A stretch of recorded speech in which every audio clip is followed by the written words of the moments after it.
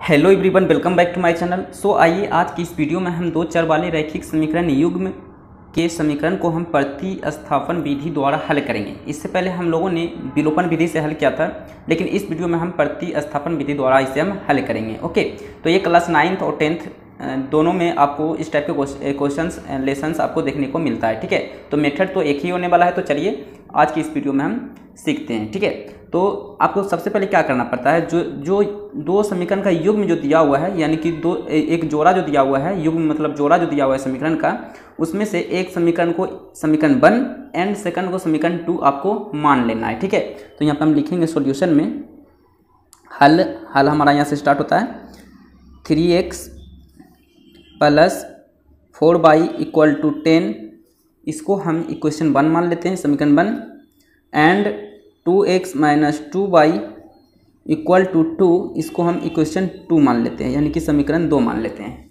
ठीक है जी, अब हम क्या करेंगे, समीकरण 1 या समीकरण 2 को यहाँ पे लेंगे। ठीक है, तो यहाँ पे आपकी मर्जी, कोई भी समीकरण आप यहाँ पे ले सकते हो। तो हम यहाँ पे लिखते हैं समीकरण 1 को लेने पर, समीकरण 1 को लेने पर। ठीक है, तो समीकरण 1 क्या है, 3x plus 4y equal to 10। ठीक है, अब जो आपने समीकरण लिया है, जो भी समीकरण आपने लिया है, समीकरण 1 या 2, उसमें से आपको क्या करना है, या तो आप x का मान यहाँ से ज्ञात कर लो या फिर y का मान, आपकी मर्जी। ठीक है, तो हम यहाँ से x का मान ज्ञात कर लेते हैं, आप चाहो तो y का मान यहाँ से ज्ञात कर लो।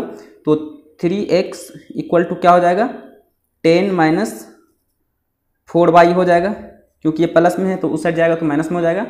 ठीक है, इस प्रकार x बराबर क्या हो जाएगा आपका, ये 3 इंटू में तो इधर आएगा तो डिवाइड में हो जाएगा, तो 10 माइनस 4y बटा 3 हो जाएगा। ठीक है, आप चाहो तो यहाँ पे y बराबर मान ज्ञात करके आप वो भी ऐसे भी आप बना सकते थे। ठीक है, जैसे मैं y बराबर, यहाँ पे हम y बराबर मान ज्ञात करते हैं। देखिए क्या है equation, 3x plus 4y equal to 10 है ना, यही इक्वेशन। अच्छा, यहाँ से हम y बराबर ज्ञात करते हैं, तो 4y इक्वल टू 10 माइनस, इसका इक्वेशन है तो प्लस है तो उस साइड जाएगा तो माइनस हो जाएगा, तो माइनस 3x, तो इस प्रकार y बराबर हो जाएगा 10 माइनस 3x बाय 4। ठीक है, तो ये y बराबर निकल चुका है और ये हमारा x बराबर निकल चुका है। तो आपकी मर्जी, आप जिसे चाहो पहले आप फाइंड कर सकते हो। ठीक है, तो यहाँ पर हम लोगों ने x फाइंड कर लिया। ठीक है, अब हम लोगों ने समीकरण 1 लिया था ना, तो जो भी मान आया है, x आया या फिर y आया, आपकी मर्जी, जो भी मान आया है उसको आपको समीकरण 1 में ही नहीं रखना है, उसे आपको समीकरण 2 में रख देना है। ऐसा नहीं कि समीकरण 1 लिए तो समीकरण 1 में ही रख दिए तो फायदा कुछ नहीं होगा। ठीक है, तो समीकरण 2 में आपको रखना है, तभी आपको x का मान निकलेगा। ठीक है, तो आप यहाँ पे लिखोगे जो y बराबर आया है ना, तो y बराबर भी मान रखोगे ना, तो समीकरण 2 में ही रखोगे। 1 लिए आप लोगों ने क्या लिया, समीकरण 1, तो जो भी मान आया है उसे समीकरण 2 में रखना है। अगर आप 2 लेते तो आपको समीकरण 1 में रखते, जो भी मान आप निकालते, x या y। ठीक है, ये आप याद रखिएगा। तो यहाँ पर हम लिखेंगे x का मान कौन सा समीकरण में रखेंगे, बोलिए, समीकरण 1 या 2? 1 तो हम ले चुके हैं, तो 2 में रखेंगे ना, समीकरण 2 में रखने पर। ठीक है, तो समीकरण 2 क्या हमारे पास है, 2x minus 2y equal to 2, यही है ना जी। चलिए, x का मान क्या आया है, x का मान आया है हमारे पास 10 माइनस 4y बाई 3, 4y मतलब बटा 3, फिर माइनस 2y है तो माइनस 2y इक्वल टू 2। ठीक है, अब यहाँ से देखिए ये इंटू हो जाएगा, तो ये हो गया आपका, ये यहाँ से इंटू हो जाएगा, तो 2 इंटू 10 20 हो जाएगा, माइनस 2 इंटू 4 तो प्लस माइनस माइनस हो जाएगा, तो ये हो जाएगा 4 दूनी 8, 8y bye 3 minus 2y equal to 2।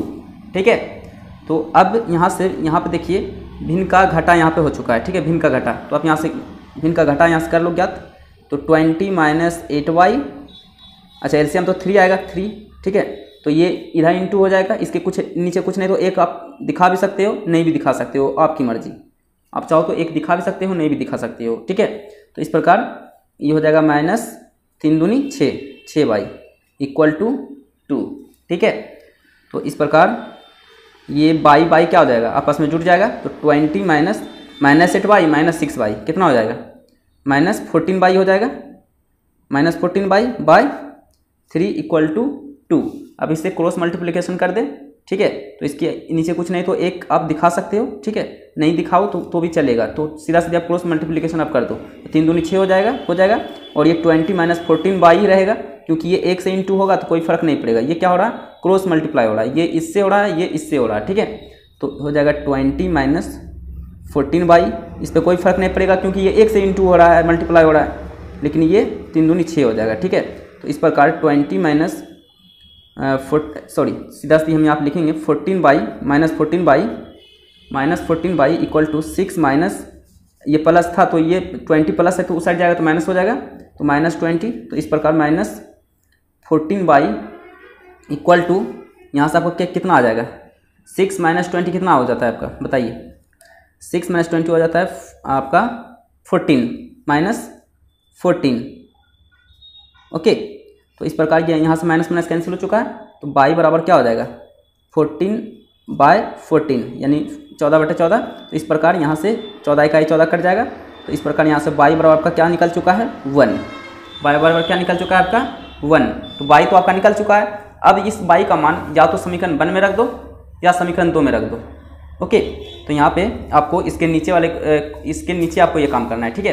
तो यहाँ पे मेरा जगह नहीं है और ये मेरा एग्जाम का कॉपी नहीं है, ठीक है। तो हम यहाँ पर ही लिख लेते हैं, ठीक है। एग्जाम की कॉपी में आपको इस तरह नहीं करना है, ठीक है। ये हम आपको बता रहे हैं इसलिए हम यहाँ पे इसे हम इस तरह कर रहे हैं, ठीक है। तो यहाँ पे लिखेंगे y का मान समीकरण 1 या 2 में जिसमें रखना है आप रखो। हम लिखते हैं समीकरण 1 में रखने पर, ठीक है, रखने पर।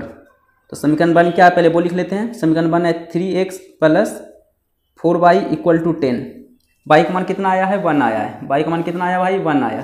तो यहाँ पे y की जगह पे 1 रख देंगे। तो 3x + 4 × 1 = 10। तो 3x = हो जाएगा 4 × 1 कितना हो जाएगा, 4 ही हो जाएगा, = 10। तो यहाँ से 3x = कितना हो जाएगा, 10 - 4 हो जाएगा, ये प्लस है तो उधर जाएगा माइनस हो जाएगा। तो 3x = आपका हो जाएगा 6। तो x बराबर क्या हो जाएगा, 6/3 हो जाएगा। ये मल्टीप्लाई में 3 है तो यहाँ पे डिवाइड में आ जाएगा x बराबर, तो 3 दूनी 6। तो इस प्रकार आपका x बराबर क्या निकल चुका है, 2, ठीक है। तो इस प्रकार आपको यहाँ पे लिख लेना है कॉपी के नीचे आपको लिखना है अतः x = 2 और y = 1 है, ठीक है। ये आपका आंसर हो गया, गॉट इट। सो इस प्रकार आपको यहाँ पे इसे बनाना है, ठीक है। सो आई होप वीडियो आपको पसंद आया हो। वीडियो अच्छा लगे तो लाइक करें, चैनल पर नहीं तो सब्सक्राइब करें और इस वीडियो को ज़्यादा से ज़्यादा शेयर करें। Okay, so thank you for watching.